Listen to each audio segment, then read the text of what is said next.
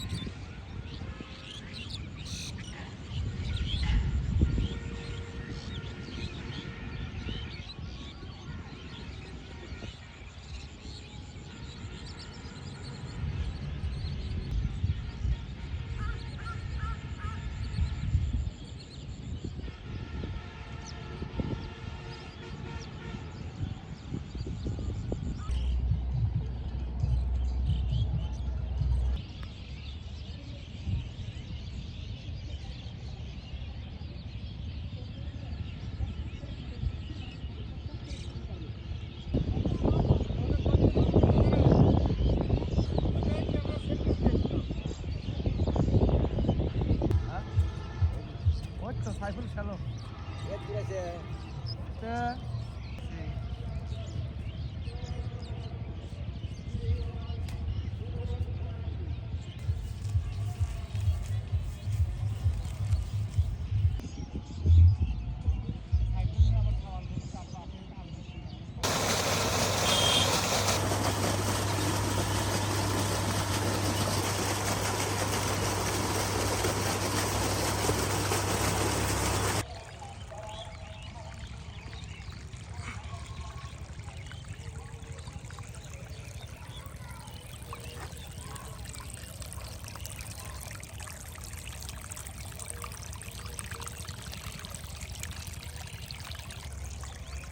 প্রথমেই চলে যাবো, চলে যাওয়া লাগে। আপনি তো ইনভাইট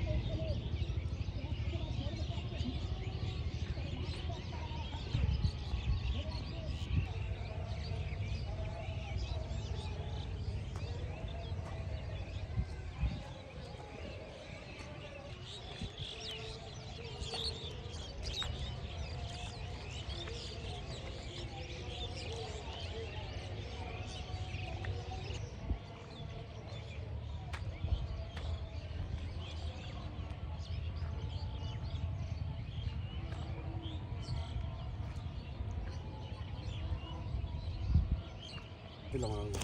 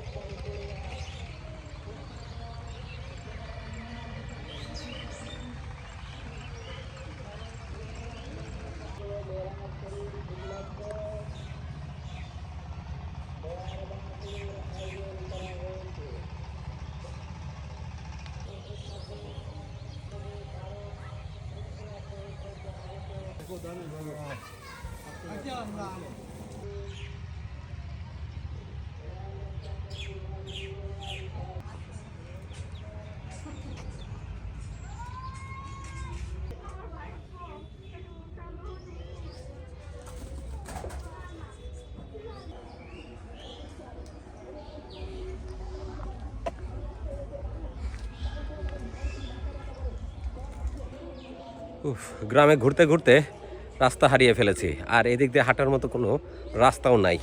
বাড়ির পিছন দিয়ে, তারপরে জলার ধার দিয়ে, বাঁশ ঝাড়ের ভিতর দিয়ে হাঁটতে হাঁটতে আমরা রাস্তা খুঁজে বেড়াচ্ছি।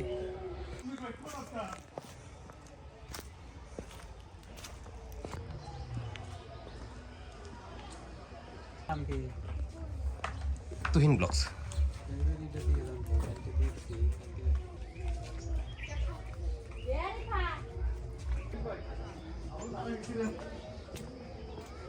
রাস্তা অবশেষে পাওয়া গেছে, রাস্তা দেখাই দিছে এই যে ভাই। আচ্ছা ঠিক আছে, সামনে গেলে গাড়ি পাওয়া যাবে। ঠিক আছে, ধন্যবাদ। বর্ষার সময়ে এই সাঁকোর উপর দিয়েই, বাঁশের সাঁকোর উপর দিয়ে গ্রামের মানুষজন যাতায়াত করে, বুঝতেই পারতেছে। গ্রামের কৃষি জমি দেখতে দেখতে এবং সেই সাথে গ্রামের ভিতরে ঘুরতে ঘুরতে আমরা কিন্তু রাস্তা হারিয়ে ফেলেছিলাম। অবশেষে ঘুরতে ঘুরতে বাড়ির পিছন দিয়ে, বাঁশঝাড়ের নিচ দিয়ে, বিভিন্ন যাকে বলে কোনাকাঞ্চির ভিতর দিয়ে অবশেষে আমরা মেন রোডে আসতে সক্ষম হলাম। অবশ্য আমরা আসতে সক্ষম হতাম না যদি না গ্রামের মানুষজন আমাদেরকে সহযোগিতা করতেন। তাদের বাড়ির ভিতর দিয়ে অবশেষে আমরা হেঁটে হেঁটে এই যে একটা বিল পার হয়ে এসে পৌঁছালাম গ্রামের মেন সড়কে। তো ভিডিও আজকে এখানে শেষ করছি। ভালো থাকবেন সবাই, সুস্থ থাকবেন। দেখা হবে নতুন ভিডিওতে। আল্লাহ হাফেজ।